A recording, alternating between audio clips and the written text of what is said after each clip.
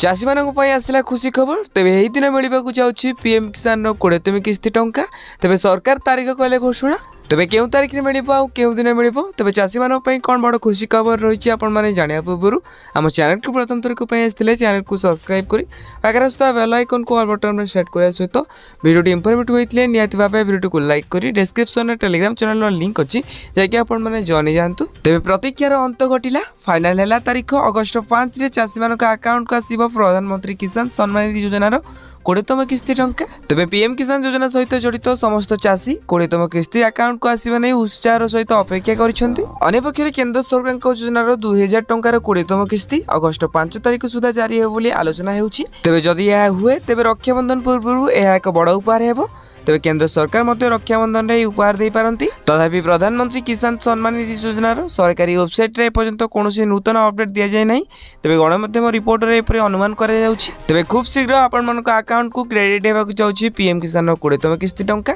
जदि आपन माने पीएम किसान 20तम किस्ती टंका पाइबाकु चाहतांती तेबे नियति भाबे फार्मर रजिस्ट्रेशन करबा सहित निजर बैंक अकाउंट रे जो मोबाइल नंबर टी अछि सेटा नियति भाबे आधार कार्ड रे लिंक होइता दरकार ता सहित निज जाकी केवाईसी कंप्लीट करनियंतु तेबे आको ए वीडियो देखिया पई हम चैनल को सब्सक्राइब करंतु आ हां ए वीडियो कोन देखुछंती नियति भाबे कमेंट बॉक्स रे कमेंट करंतु।